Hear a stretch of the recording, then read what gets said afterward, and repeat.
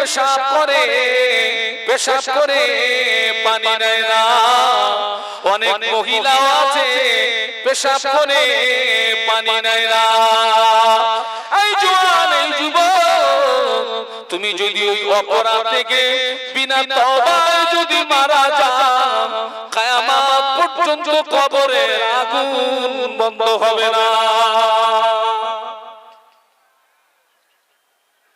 সারা জীবন শুনে দাঁড়িয়ে দাঁড়িয়ে পেশাব করে মুসলমানের ছেলে ও মুরব্বিরা আছে না নেই? কথা বলে ইস্তেঞ্জা করে পানিটুকু নেয়। আপনি জানেন কবরের আযাব সবচেয়ে বেশি হয় পেশাব থেকে না বাঁচার কারণে। কি থেকে? আল্লাহ রাসূল সাল্লাল্লাহু আলাইহি ওয়াসাল্লাম যখন এই কথা বললেন, অনেক সাহাবীরা পেশাব থেকে বাঁচার জন্য কাঠি নিয়ে ঘুরতেন। কাঠি, কারণ মক্কা মদিনা পাথর এলাকা, সমতল জায়গায় পেশাব করলে ওই পেশাব উইডোরো হয়ে গায়ে লাগার ভয় আছে না নেই? কিন্তু যেখানে জমিন খোঁড়া আছে ওখানে ইস্তেঞ্জা করলে ওটা উইডোরো হওয়ার ভয়। তাই অনেক সাহাবীরা কাঠি নিয়ে ঘুরতেন। পেশাব লাগলে কাঠির মাথা দিয়ে জমিনটাকে খুঁড়ে ওখানে পেশাব ফেলতেন, যাতে পেশাবের ছিটেটা গায়ে না লাগে। আবার অনেক সাহাবী বোতল নিয়ে ঘুরতেন। ইস্তেঞ্জা লাগলে ওই বোতলে ইস্তেঞ্জা করতেন। আর আমার ঘরের ছেলেরা সারা জীবন অশুনলি দাঁড়িয়ে পেশাব করাটা বন্ধ করতে পারলেনি, পেশাব করে পানিটা নাও শিখলেনি।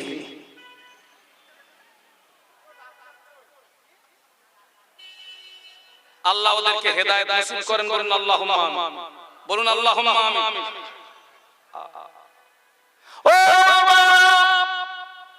যুদ্ধের ময়দানে বেঈমান বেদিনেরা আল্লাহ নবীকে আত্মমান মারলো, আল্লাহ নবীকে এত প্রহার করলো, আল্লাহ নবীর সমস্ত শরীরটা রক্তাক্ত হয়ে গেল, আল্লাহ নবীর সমস্ত শরীরটা খুন আর খুন হয়ে গেল, আল্লাহ নবী বেহুশ হয়ে জমিনে পড়ে গেলেন।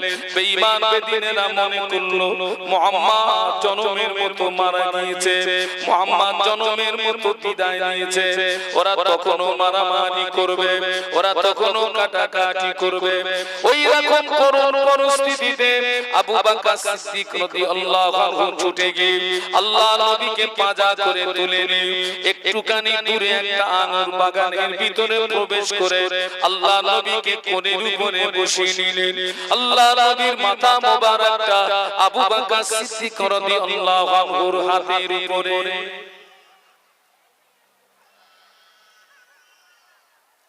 আবু বকর সিদ্দিক রাদিয়াল্লাহু আনহু আল্লাহর নবীর নূরের বদনের দিকে চেয়ে বলছেন, হুজুর আপনি একবার আমার দিকে চেয়ে দেখুন, এখানে আমি আর আপনি ছাড়া আর কেউ নেই।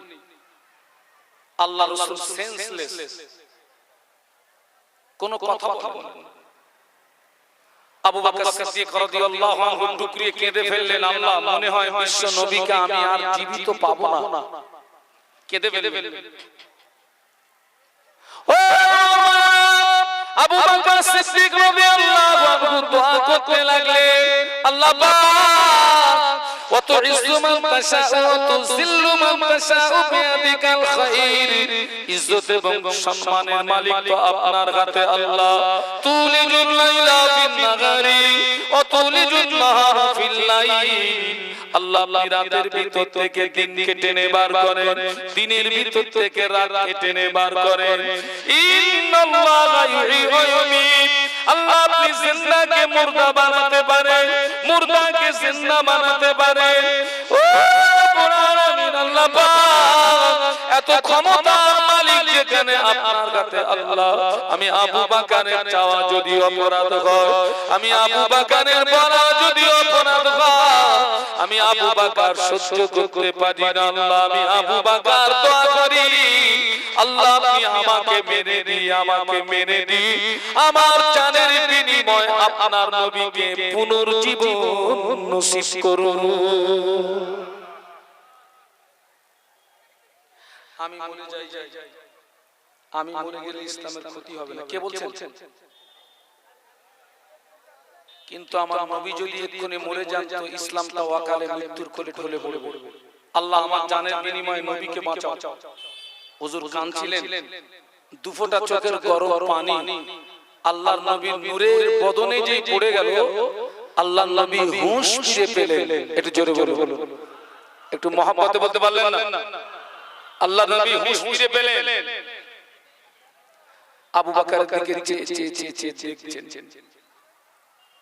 আবু বকর সিদ্দিক রাদিয়াল্লাহু আনহু আল্লাহর নবীকে পেশানিতে একটা চুমা দিলেন। চুমা দিয়ে বলছেন, হুজুর আপনার কষ্ট হচ্ছে, শারীরিক কোনো কষ্ট, দমের কোনো কষ্ট? আল্লাহর নবী বলেছিলেন, বাবা আবু বকর আমার কষ্ট হচ্ছে কিনা পরে বলবো, আগে বলো সূর্য কি অস্তমিত গিয়েছে? জানো আবু বকর, আমার আসরের নামাজটা পড়া হয়নি। তিনি সেন্সলেস হয়েছিলেন, হুঁশ ফিরতে খোঁজ নিচ্ছেন কিসে? জোরে বলেন। আবু বকর সিদ্দিক রাদিয়াল্লাহু আনহু, হুজুর সূর্য অস্তমিত যাওয়ার পূর্ব লক্ষণ, আর কিছু সময় পরে সূর্য অস্তমিত যাবে। আল্লাহর রাসূল বললেন, আবু বকর আমার হাত দুটো ধরে দাঁড় করিয়ে দাও।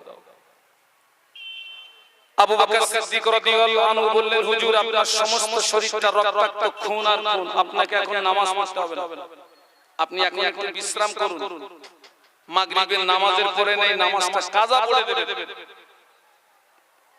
আল্লাহ নবী জবাব দিয়েছিলেন, ও আবু বকর, বেঈমান বেদিনে আমাকে পাথর দিয়ে মেরেছে বাবা, পাথরের আঘাতে সমস্ত শরীরটা জ্বালা যন্ত্রণা করে, অপরদিকে যদি আমি নামাজ ছেড়ে দিই আমার রোগের যন্ত্রণা বেড়ে যাবে, আমার রোগের কষ্ট বেড়ে যাবে।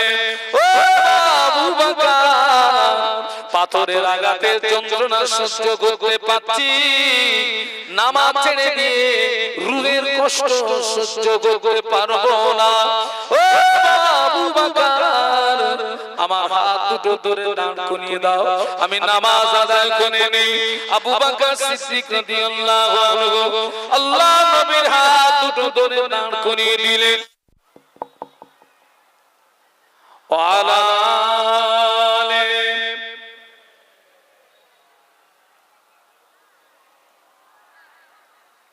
জবান খুলে বলুন আল্লাহু আকবার, আর একটু জবান খুলে বলুন আল্লাহু আকবার। বাবা, এই জায়গাটি হচ্ছে জীবন পরিবর্তন হওয়ার জায়গা। এইরকম জায়গা থেকে অনেক মানুষ ওয়াজ শুনে আমল করে সাধারণ মানুষ থেকে আল্লাহর ওলি হয়ে গেছে। সুবহানাল্লাহ বলবেন না? মহব্বতে বলুন। আর আমরা ওয়াজ শুনে শুনে কি হচ্ছে? আমল না থাকার কারণে গোমরাহী হয়ে যাচ্ছে, পথভ্রষ্ট হয়ে যাচ্ছে। আল্লাহ পাক হেদায়েত নসিব করেন, বলুন আল্লাহুম্মা।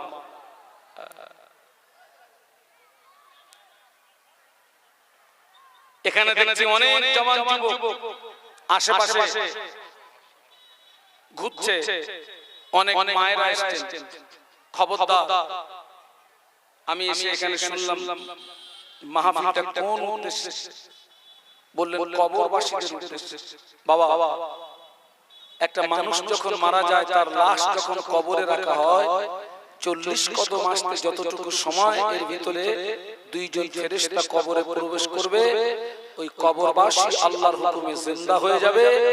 ওই কবরবাসীকে ফেরেশতারা 3টে প্রশ্ন করবে, তার ভিতরে নাম্বার 1 প্রশ্ন হবে মার রব্বুকা, তোমার রব কে? কিন্তু আমি সেই রবের হুকুম মানিনি পৃথিবীর জমিনে, কবরে গিয়ে আমার রবকে জবাব দিতে পারবো? বাবা, ধরা পড়ে যাবে। সারা বছরে দুটো ঈদের নামাজ, সাপ্তাহিক জুমার নামাজ পড়ে না।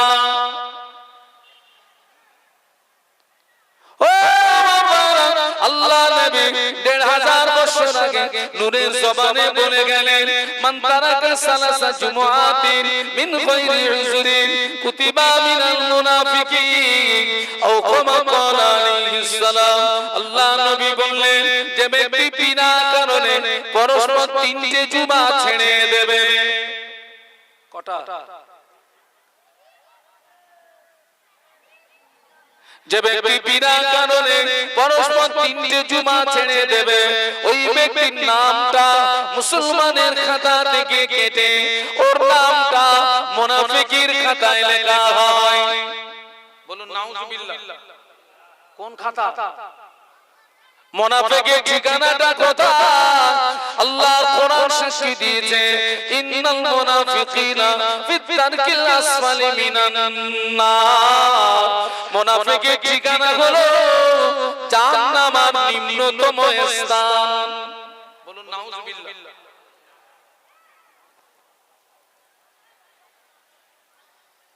মুনাফিকদের ঠিকানা কোথায়? জাহান্নামের নিম্নতম স্থান। তার মানে জাহান্নাম কতটা?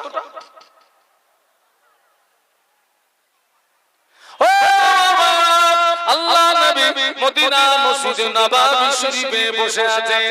ফেরেশতা জিবরাইল আমিন আলাইহিস সালাম আল্লাহ নবীকে যে সালাম দিলেন আসসালামু আলাইকা ইয়া রাসূলুল্লাহ হাবিবাল্লাহ। আল্লাহ নবী সালামের জবাব দিয়ে ফেরেশতা জিবরাইলের দিকে তাকিয়ে দেখেন ফেরেশতা জিবরাইল আমিন আলাইহিস সালাম থরথর করে কাঁপে, চোখ দিয়ে টপ টপ করে পানির তুষা গড়িয়ে যায়। আল্লাহ নবী জিজ্ঞাসা করলেন ইয়া কি জিবরাইল, ও জিবরাইল তুমি প্রতিদিন আল্লাহ পাকের পক্ষ থেকে আমার কাছে সুখবর নিয়ে আসো। তোমার কত নূরানি চেহারা দেখি, হাসিন চেহারা দেখি। আজকে তোমার চেহারার পরিবর্তন ঘটার কারণ কি বলো? তুমি কাঁদছো কেন? কি হয়েছে তোমার? ফেরেশতা জিবরাইল সালাম বললেন ইয়া রাসূলুল্লাহ ইয়া হাবিবাল্লাহ, হুজুর আমি জিবরাইল এই মুহূর্তে আল্লাহ পাকের কঠিন জাহান্নাম থেকে ঘুরে আসলাম। আল্লাহ পাকের কঠিন জাহান্নাম থেকে ঘুরে আসলাম। আল্লাহর জাহান্নাম এত শক্ত জায়গা, আল্লাহর জাহান্নামের আগুন এত কঠিন, ওই জাহান্নামকে পরিদর্শন করার সঙ্গে সঙ্গে আমার চেহারাটা বিকৃতি হয়ে গিয়ে চোখের পানি গড়িয়ে যায়। বলুন আল্লাহু আকবার। জবান খুলে বলেন না আমি এক্ষুনি জাহান্নাম থেকে ঘুরে আসছি। জাহান্নামটাকে পরিদর্শন করার সঙ্গে সঙ্গে আমার চেহারা বিকৃতি হয়ে গেছে। এত কঠিন জায়গা, এত শক্ত জায়গা। আল্লাহ নবী বললেন ভাই জিবাসলাম জাহান্নামের ভিতরে কি কি দেখলে আমাকে একটু বলবে ভাই, আমাকে একটু শোনাবে ভাই। না ইয়া রাসূলুল্লাহ, ইয়া রাসূলুল্লাহ হাবিবাল্লাহ জাহান্নাম হলো 7টি। কটা জাহান্নাম? ইয়া রাসূলুল্লাহ ইয়া হাবিবাল্লাহ জাহান্নামের একটি দরওয়াজা থেকে অপর দরওয়াজা 70 বছরের রাস্তা হবে। জাহান্নামের একটি দরওয়াজা থেকে অপর দরওয়াজা 70 গুণে বেশি হবে। আল্লাহ পাক জাহান্নামের আগুনকে সর্বপ্রথম 1000 বছর জ্বালালেন। 1000 বছর জ্বালানোর পরে জাহান্নামের আগুনের রং হলো সাদা। আল্লাহ আবার 1000 বছর জ্বালান, 1000 বছর জ্বালানোর পরে জাহান্নামের আগুনের রং হলো লাল। আল্লাহ আবার 1000 বছর জ্বালান, 1000 বছর জ্বালানোর পরে জাহান্নামের আগুনের রং হলো কালো। ইয়া রাসূলুল্লাহ জাহান্নামের আগুন এত কালো যারা জাহান্নামী হবে আঙ্গুলের মতো পাশাপাশি দাঁড়িয়ে থাকবে, কিন্তু না একে অপরকে দেখতে পাবে না। বলুন আল্লাহু আকবার।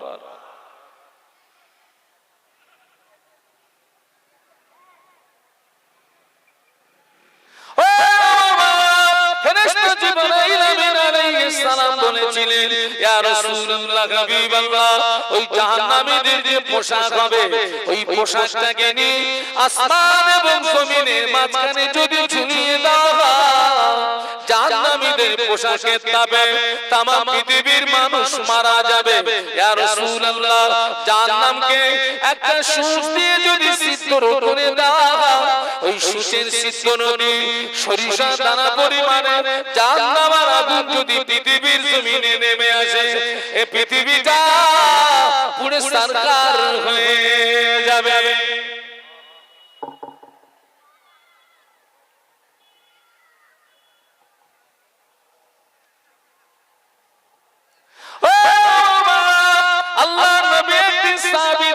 বসেছিলেন হঠাৎ আল্লাহর নবী সাহাবীদের জিজ্ঞাসা করলেন ও আমার সাহাবীরা তোমরা কি কোনো আওয়াজ শুনতে পেয়েছো না ইয়া রাসূলুল্লাহ কিসের আওয়াজ আল্লাহর নবী বললেন আল্লাহ পাক জাহান্নামের উপর থেকে একটা পাথর ছেড়ে দিয়েছেন ওই পাথরটা এই মুহূর্তে জাহান্নামের নিচে গিয়ে পৌঁছালো আমি রাসূলুল্লাহ ওই পাথরের আওয়াজ শুনতে পেয়েছি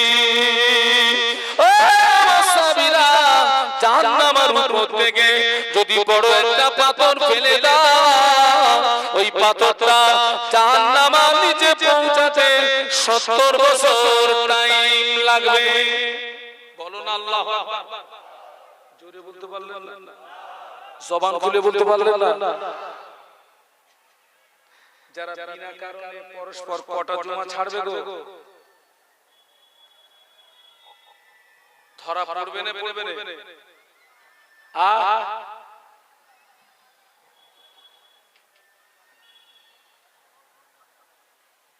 ধরা পড়বে না পড়বে না সারা জীবন অশুনেছো আবার কেউ কেউ বলছে হুজুর নামাজ পড়ি আর না পড়ি ওই আপনাদের সঙ্গে ভালোবাসা মহব্বত আছে আল্লাহ চাইলে আপনাদের ওসিলায় কথা বলে না আপনাদের ওসিলায় কি এই তোর হুজুর পার হবে তুই ভাবলি কি করে তোর হুজুর পার হবে তুই ভাবলি কি করে আল্লাহ না করুক তো এও হতে পারে যে হুজুরের স্পেশাল ভাবে হবে তোমার হয়তো লোকালে হবে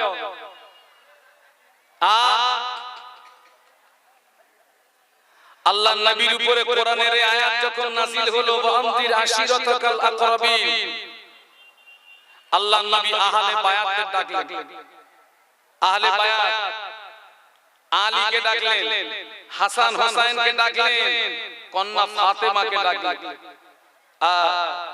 ডেকে বললেন আলী ফাতেমা হাসান হুসাইন ও আলী কিয়ামতের ময়দানে নবীর জামাই হিসাবে বিচার হবে না বিচার হবে তোমার আমলের উপরে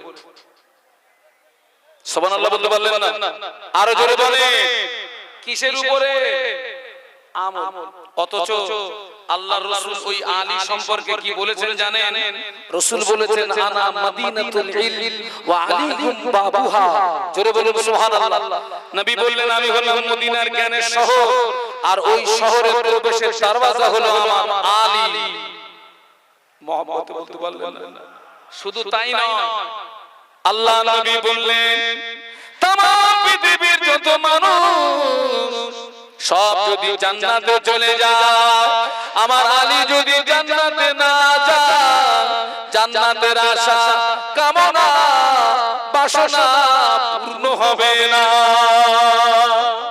যদি বলতে পারলেন না तमाम পৃথিবীর সব মানুষ যদি জান্নাতে যায় কে যদি না যায় রাসূল বললেন জান্নাতের আশা কামনা বাসনা আল্লাহ যেদিন থেকে জান্নাত তৈরি করেছেন জান্নাত ওই দিন থেকে আলী কাররামাল্লাহু ওয়াজহাহু হুজুরের ইন্তজারে আছে জোরে বলুন সেই আলীকে বলছেন আলী কিয়ামতের ময়দানে নবীর জামাই হিসেবে বিচার হবে না বাবা হাসান হোসেনকে বললেন হাসান হোসেন কিয়ামতের ময়দানে নবীর নাতি হিসেবে বিচার হবে না বাবা বিচার হবে আমলে, অথচ আল্লাহর নবী বললেন তামাম পৃথিবীর যত যুবক যারা জান্নাতি হবে, আমার হাসান হুসাইন হবে জান্নাতের যুবকদের সরদার।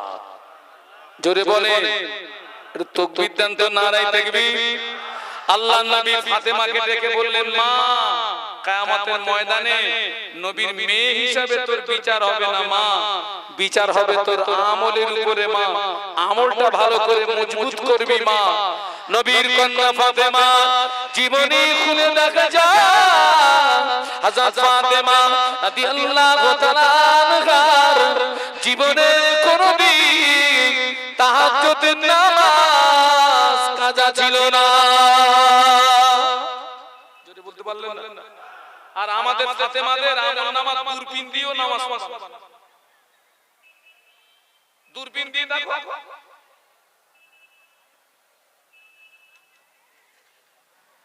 তবে সব ফাতেমাকে আমি খারাপ বলবো না, অধিকাংশ। আহা,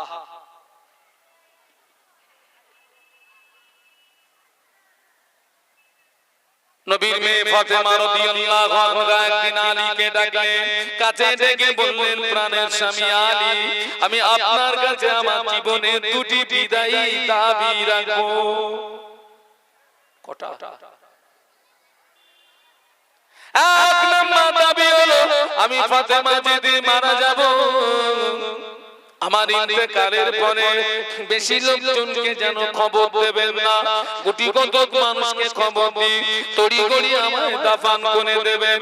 দুই নম্বর দাবি হলো, আমি ফাতেমা যদি রাতে মারা যায়, সকাল যেন না হয়, রাতারাতি আমায় দাফন করে দেবেন। কেননা নবীর কন্যা ফাতেমা লম্বা না বেটে, মোটা না পাতলা, সাদা না কালো, পৃথিবীর কোন পরপুরুষ নবীর কন্যা ফাতেমা চেহারা দেখতে পায় নাই।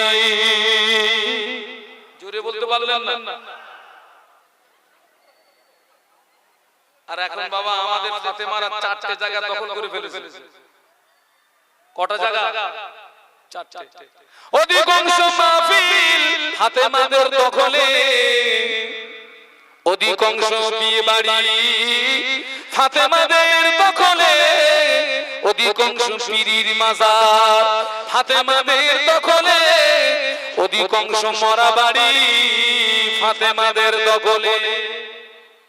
এই ঠিক বলছি না ভুল বলেছি? কটা জায়গা?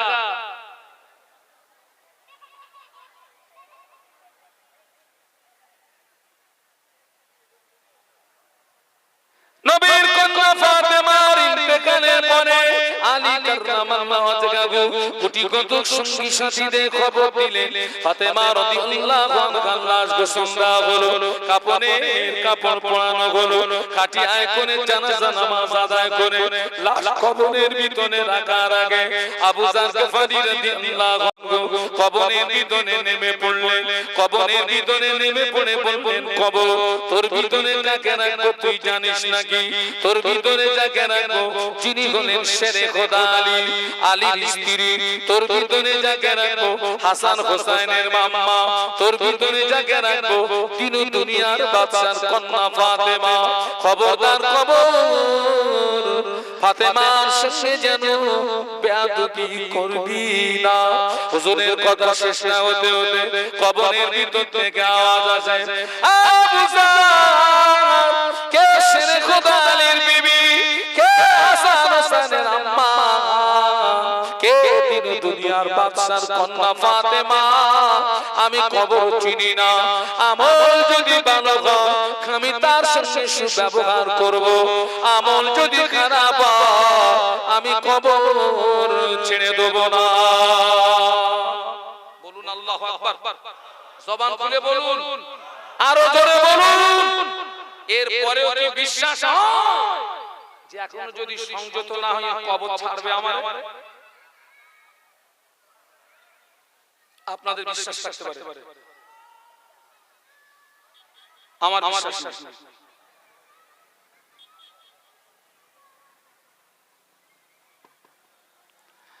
আল্লাহ আমাদেরকে হেদায়েত নসিব করুন, আল্লাহুম্মা। সাপ্তাহিক জুমার নামাজ আমার ছেলেরা, আমি তোদের ভাই মোহাম্মদ শাহানুর আলম পায়ে ধরে বলে যাচ্ছে, পায়ে ধরে বলে ছেড়ো না, 5 ওয়াক্ত নামাজটা ছেড়ো না।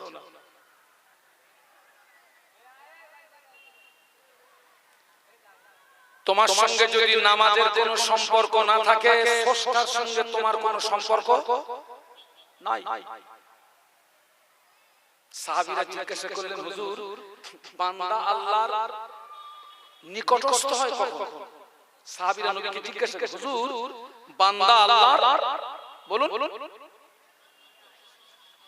আল্লাহ নবী বললেন, ও সাহাবীরা, বান্দা যখন নামাজি সিজদায় চলে যায়, ওই সময় বান্দা আল্লাহ পাকের নিকটস্থ হয়ে যায়। ও সাহাবীরা, তোমরা যখন নামাজি সিজদা দেবে, ওই সময় মনে করবে আমি আমার আল্লাহ পাকের কুদরতি কদমে সিজদা দিচ্ছি। আল্লাহ কোরআনে বলেছেন, ওয়াসজুদ ওয়াকতারিব, সিজদা দাও, আমার নিকটবর্তী হয়ে যাও। সুবহানাল্লাহ।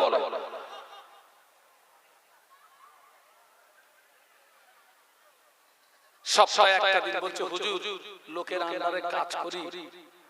বাবা, তুমি যদি পরের আন্ডারে কাজ করো, ওই জুমার দিনে ছুটি নিবি বাবা, জুমার দিনে ছুটি করবে। আর ছুটি যদি না পাও, 11টা পর্যন্ত কাজ করবে। এই যুবক, 11টা পর্যন্ত কাজ করবি। সারাদিন কাজ করলে যদি 500 টাকা রোজের দাম পাও, 11টা পর্যন্ত কাজ করলে যদি 300 টাকা রোজের দাম পাও, ওই 300 টাকা নিয়ে সন্তুষ্ট হয়ে জুমার নামাজ আদায় করবে। তোমার রুজিতে বরকত দেবে কে? আরো জোরে বলুন। আর তুমি যদি 500 ধান্দায় জুমা ছাড়ো, রুজির থেকে বরকত তুলে নেবে কে? বলছে, হুজুর, এত আয় করতেছি, টাকা দেখতে পাচ্ছি না, এটা তদবির দেন তো। কি দেন? আর এখন তো তদবিরের বাজার ভালো। আমার তো সময় সময় মনে হয় যে ওয়াজ বন্ধ করে দেব, ওই লাইনে যাই, শুধু চোখ বুজিয়ে বন্ধ করে, চোখ বন্ধ করে বলে দেব 13 জন আছে। কজন আছে? 13 জন। বাবা, তদবির দিতে গেলেও জায়গায় দিতে হবে। ও জায়গায় তদবির দিলে কাজ হবে গো। কথা বলে না। তদবিরটা দিতে গেলেও, আল্লাহর কালাম দিতে গেলে জায়গায় দিতে হবে তো। এই সরের গলায় মাদলি দিলে কাজ হবে? সরের গলায় তদবিরটা জায়গায় দাও।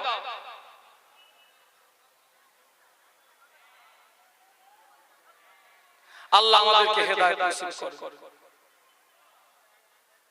আবার একদল মানুষ আছে, জুমার নামাজ পড়ে ঠিকই, জুমার নামাজ পড়ে ঠিকই, তবে 2 রাকাত ফরজ নামাজ ছাড়া নামাজ পড়ে না। শুধু 2 রাকাত ফরজ পড়ে চলে যায়, আগে পিছনের নামাজগুলো পড়ে না। আছে না নেই? কারা কারা আছেন একটু হাত তুলে দেখান তো। এই 2 রাকাত পড়ে কারা চলে যান, একটু হাত তোলেন। আল্লাহর ওলি বসে আছে তো সব। জুমার দিনে টোটালে 22 রাকাত নামাজ। কত রাকাত? আপনাদের কি খিদে লেগেছে নাকি? আমি একটা হাই সুগারের রোগী। সুগার যদি কারো ভাল লাগে আমারে বলবেন। জুমার দিনে টোটালে 22 রাকাত নামাজ। 2 রাকাত নামাজ হলো তাহিয়াতুল উযুর নামাজ, 2 রাকাত নামাজ হলো তাহিয়াতুল মসজিদের নামাজ, 4 রাকাত নামাজ হলো ক্বাবলাল জুমা নামাজ। 2 রাকাত নামাজ ফরজ নামাজ, 4 রাকাত নামাজ বাদাল জুমার নামাজ, 4 রাকাত নামাজ আখিরি যোহরের নামাজ, 2 রাকাত নামাজ সুন্নাতুল ওয়াক্তের নামাজ, 2 রাকাত নামাজ নফল নামাজ।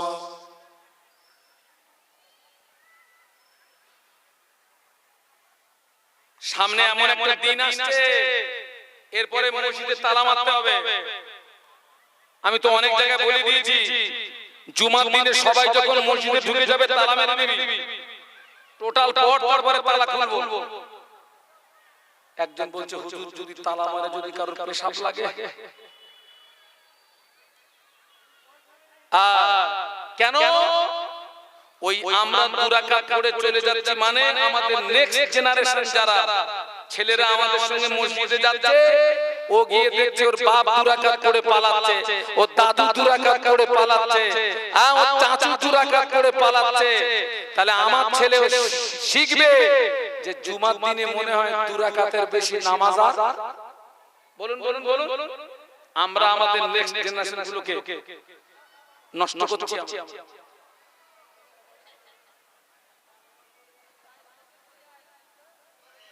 খবরদার দুরাকাত নামাজ পড়ে চলে যাবেন না। হ্যাঁ, তবে কেউ যদি ফরজ নামাজ পড়ে বাড়িতে গিয়ে দায়িত্বের সঙ্গে বাকি নামাজ আদায় করে দেন, সেটা স্বতন্ত্র বিষয়। কিন্তু অধিকাংশ যারা মসজিদ থেকে দুরাকাত করে চলে যায়, এরা অধিকাংশ বাকি নামাজগুলো বলুন বলুন পড়ে না।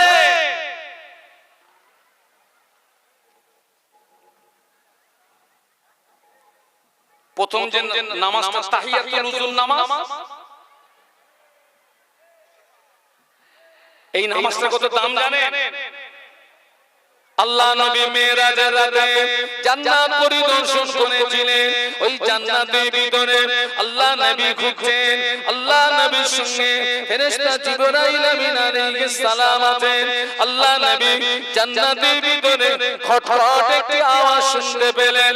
আল্লাহ নবী জিজ্ঞাসা করলেন, ইয়া আখি জিবরাইল, ও ভাই জিবরাইল, আওয়াজটা কিসের আওয়াজ?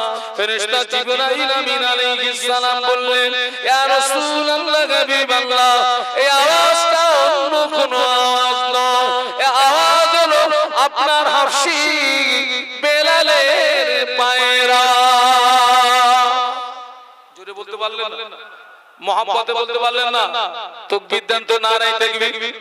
জোরে বলেন নারায়ে তাকবীর। বেলাল হুজুরের পায়ের আওয়াজ শুনছেন কোথায়? কোথায়? জান্নাতে।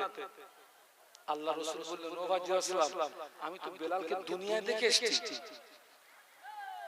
বেলাল কোথায়? দুনিয়ায়। আল্লাহ নবী একদিন বেলালকে ডাকলেন, ডেকে বললেন, বেলাল, তুমি কি ইবাদত করো বলো তো? কি আমল করো বলো তো? জানো, আমি তোমার পায়ের আওয়াজটা আমি জান্নাতে শুনতে পেয়েছি। বেলাল রাদিয়াল্লাহু আনহু আল্লাহ নবী নূরের বদনে দিকে চেয়ে বলেছিলেন, ইয়া রাসূলুল্লাহ, হাবিবাল্লাহ, হুজুর আমি ইবাদত তেমন কিছু করতে পারি না, আমল তেমন কিছু করতে পারি না, তবে আমি সর্বক্ষণ পবিত্র খুনাতে থাকার চেষ্টা করি। আমার ওযু নষ্ট হয়ে গেলে আমি সঙ্গে সঙ্গে ওযু করে নিই। মাখরুয়াত যদি না হয়, আমি বেলাল সঙ্গে সঙ্গে 2 রাকাত তাহিয়াতুল উযু নামাজ আদায় করে নিই।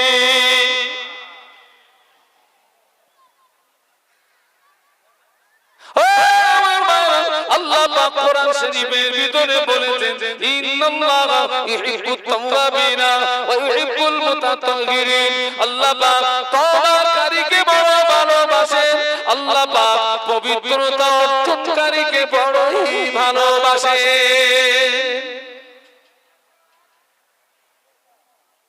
খবরদার ছেলেরা, আমি আগে বলেছি মাযহাবগত দিক দিয়ে হানফি মাযহাবের মানুষ আমি, সিলসিলাগত দিক দিয়ে কোন সিলসিলা? আমার মুজাদ্দিদে জামান। আপনাদের উপরে আমার হক আছে না নেই? বলুন বলুন বলুন। আপনি তো আমার সেই দাদু হুজুরের সিলসিলার অন্তর্ভুক্ত মানুষ, মহব্বতের মানুষ। আজকে আমার সিলসিলার মানুষ আমি দেখছি তারা ভুল করছে। কে কি করলো না করলো ওটা আপনি দেখতে যাবেন না, এটা আখিরি জমানা বাবা। আগে যাদেরকে দেখতাম এই জায়গায় হাত পেতে নামাজ পড়ছে, এখন তারা দেখছে আবার নতুন করে কোথায় কথা বলেন না। এরপরে হয়তো দেখবেন কপালে উঠে গেছে, যত দোষ কপালে, তুলুক যা করা আমি আমার নীতিতে ঠিকঠাক থাকতাম, ঠিক না ভুল? আমি আমার নীতিতে ঠিক থাকবো। কে এখান থেকে তুলে এখানে দিলে কি কপালে দিল আমি দেখবো না, যা পারে করবে যা, আপনি আপনার নীতিতে ঠিক থাকুন। খবরদার 2 রাকাত ফরজ নামাজ পড়ে চলে যাবেন না, বাদ বাকি নামাজগুলো পড়বেন। মদিনার মসজিদে নববী শরীফে আল্লাহ নবীর ইমামতিতে ফজরের ফরজ নামাজ হলো। আল্লাহ নবী ফজরের ফরজ নামাজ পড়ার পরে সাহাবীদেরকে নিয়ে ওয়াজ নসিহত করতেন। সাহাবীরা আল্লাহ নবীর নূরের বদনের দিকে চেয়ে ওয়াজ নসিহত শুনতেন। একজন সাহাবী ওই ওয়াজ নসিহতে মাহফিলে বসে না, ওই সাহাবী 2 রাকাত নামাজ আদায় করে অমনি দ্রুত বাড়িতে চলে যান। একজন সাহাবী ফজরের ফরজ নামাজ পড়ার পরে আল্লাহ রাসূল সব সাহাবীদেরকে নিয়ে কি করতেন বাবা বলুন? ওয়াজ নসিহত করতেন। সাহাবীরা মদিনার মসজিদে নববীতে রাসূলের চারিদিকে ঘিরে বসে আল্লাহ নবীর নূরের বদনের দিকে চেয়ে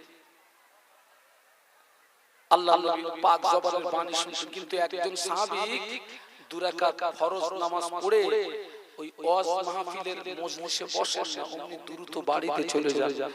একজন অন্য সাহাবীরা ওই সাহাবীর ব্যাপারে আল্লাহর নবীর কাছে নালিশ দিলেন। আল্লাহর নবীর কাছে, না হুজুর আপনার অমুক সাহাবী 2 রাকাত নামাজ পড়ে চলে যায়, 2 রাকাত নামাজ পড়ে চলে যায়, আপনার ওয়াজ নসিহতের মজলিসে বসে না। আল্লাহ নবী ওই সাহাবীকে ডাকলেন, ও বাবা সাহাবী, কেন তুমি 2 রাকাত নামাজ পড়ে চলে যাও, কেন আমার ওয়াজ নসিহতের মজলিসে বসো না? ওই সাহাবী আল্লাহ নবীর নূরের বদনের দিকে চেয়ে বলেছিলেন, ইয়া রাসূলুল্লাহ হাবিবাল্লাহ, আমি আপনার একজন গরীব সাহাবী, আমরা স্বামী স্ত্রী, আমাদের 2 জনের মাঝখানে কাপড় মাত্র একটি, আমি গরীব সাহাবী, হুজুর আমরা স্বামী স্ত্রী 2 জনের মাঝখানে কাপড় মাত্র একটি। হুজুর আমি যখন মসজিদে আসি আমার স্ত্রী উলঙ্গ হয়ে গুহার ভিতরে প্রবেশ করে, এই কাপড়টাকে পরে আমি নামাজ আদায় করি। আমি নামাজ আদায় করে আপনার ওয়াজ নসিহত যদি শুনতে যাই, সূর্য যদি উদয় হয়ে যায়, আমার বিবির নামাজটা ছুটে যাবে, আমার বিবির নামাজটা কাজা হয়ে যাবে। এই জন্য আমি দেরি না করে আমি তড়িঘড়ি বাড়িতে চলে গিয়ে আমি উলঙ্গ হয়ে গুহার ভিতরে প্রবেশ করি। এই কাপড়টাকে পরে আমার বিবি নামাজ আদায় করে। আবার আমার বিবি উলঙ্গ হয়ে গুহার ভিতরে প্রবেশ করে, এই কাপড়টাকে পরে আমি হালাল রুজি অন্বেষণের জন্য বেরিয়ে যাই। ইয়া রাসূলুল্লাহ, স্বামী স্ত্রীর ভিতরে একটা কাপড় থাকার কারণে আপনার ওয়াজ নসিহত শুনতে পারি না। কাপড় কটা? একটা। ব্যক্তি এই জন্য তো তিনি আল্লাহর নবীর পিছনে নামাজটা পড়ে ওয়াজ নসিহত না শুনে দ্রুত। তাহলে আজকে যারা 2 রাকাত ফরজ নামাজ পড়ে চলে যাচ্ছে, আমি কি ঘুরিয়ে বলবো ওদের কি কাপড় একটা, যে ইনি বাড়ি গেলে ওনার স্ত্রী জোহর করবে ওই কাপড়ে?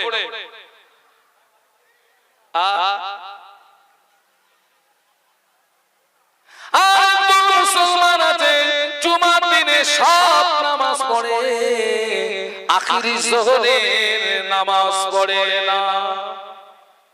কোন নামাজ?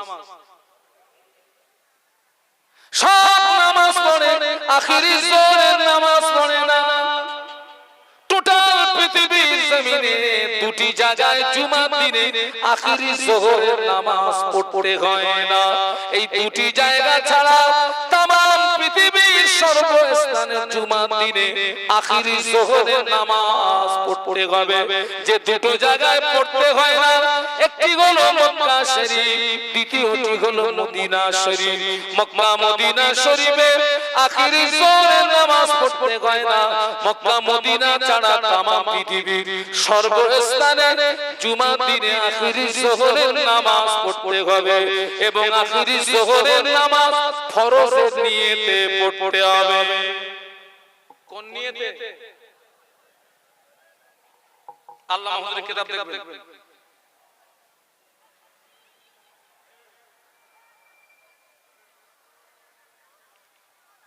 আল্লাহ আমাদেরকে হেদায়েত নসিব করবে। আল্লাহুম্মা একটু মহব্বতে বলা যায় না বাবা?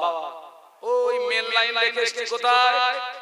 আর আলেম ধ্বংস হয়ে যাবে, নাজাত পাবে কে? মনে নেই? আমলকারী। তাহলে আমল করতে হবে, আল্লাহ তৌফিক দিন। বলুন আমিন, বলুন আমিন, বলুন আমিন।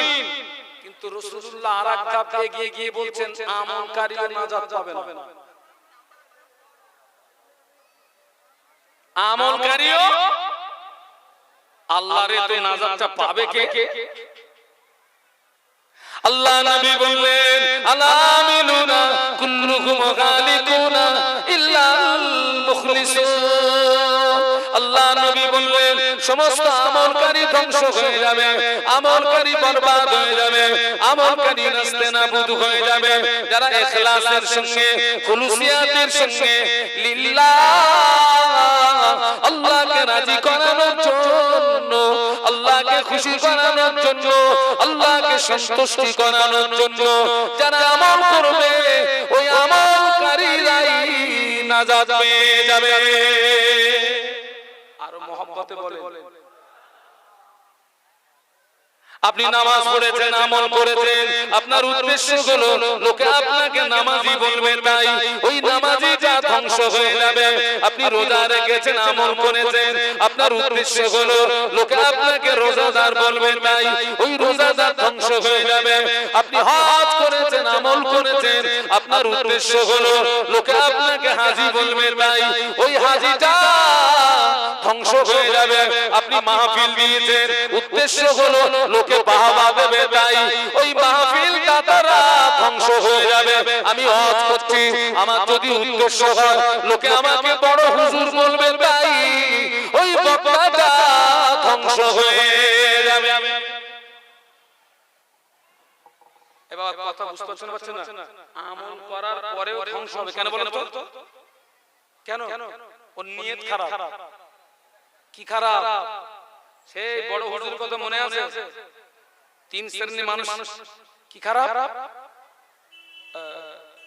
আগা লোক দেখানো নামাজি, লোক দেখানো রোজাদার, লোক দেখানো হাজী সমাজে আছে না নেই? আজকে যত মাহফিল হচ্ছে অধিকাংশ মাহফিল গুলো প্রতিযোগিতামূলক হচ্ছে। মূল জায়গাটা ঘাটতি আছে। মানেন না? মানেন না? আরে কথা বলেন না কেন? অধিকাংশ মাহফিল গুলো প্রতিযোগিতামূলক মাহফিল হচ্ছে, উদ্দেশ্য খারাপ।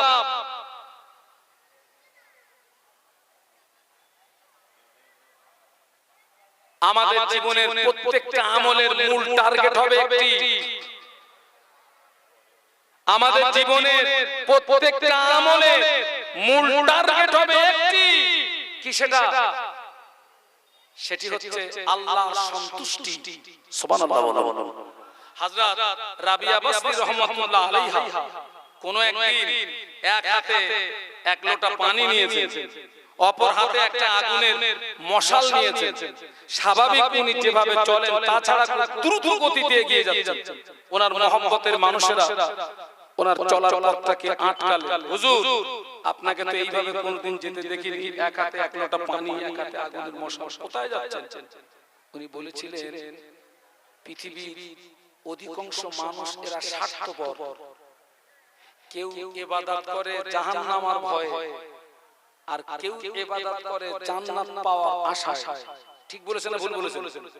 কেউ ইবাদত করে জাহান্নামের ভয়ে, আর কেউ ইবাদত করে জান্নাত পাওয়ার আশায় উনি বললেন যারা জান্নাত পাওয়ার আশায় ইবাদত করে আমার এই হাতের আগুনের মশালটা দিয়ে ওই জান্নাতটা পুড়িয়ে ছাই করে দেব, আর যারা জাহান্নামের ভয়ে ইবাদত করে আমার এই এক লোটা পানি দিয়ে ওই জাহান্নামটাকে নিভিয়ে দেব। তাই যাচ্ছে বলেই বললেন ইবাদত জাহান্নামের ভয়ে হওয়া উচিত নয়, জান্নাত পাওয়ার আশায় হওয়া উচিত নয়, ইবাদত হওয়া উচিত, টার্গেট হওয়া উচিত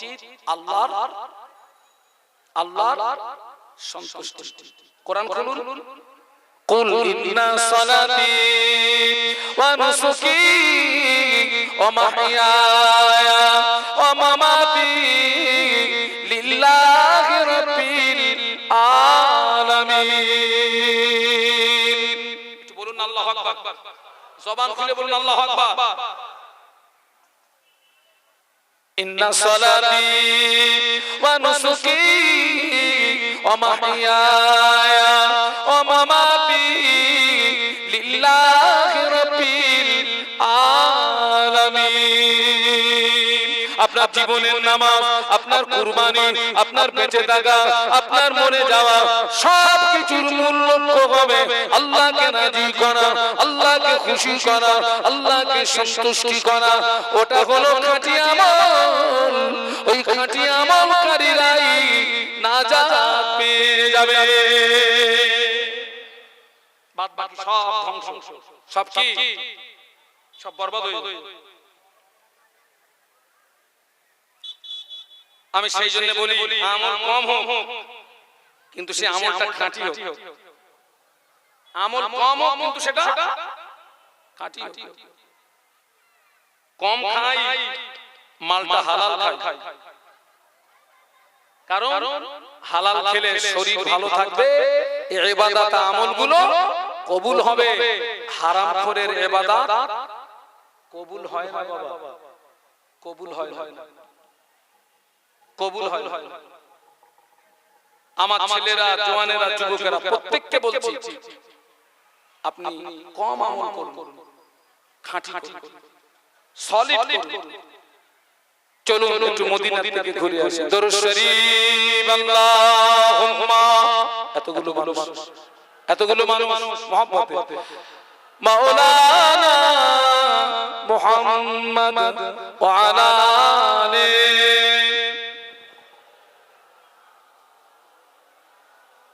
আর একটু মহব্বতে আল্লাহুম্মা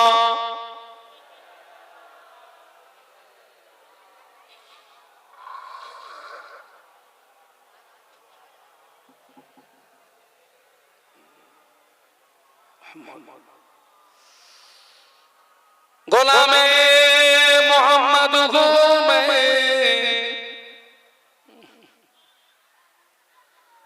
क्या डर है मुझको,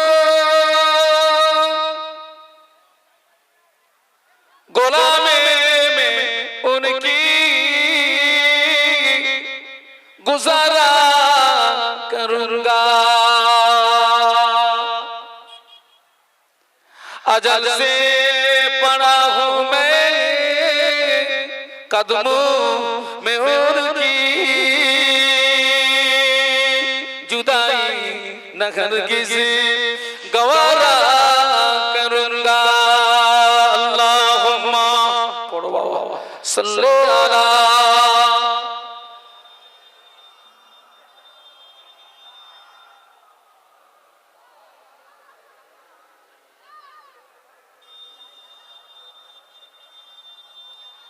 इन हवाओं से कह दो दाएदार मुझको खुशबू की कोई जरूरत नहीं, जिनकी खुशबू से महका है सारा जहां, खुशबू मदीने में मौजूद है। अल्लाहुम्मा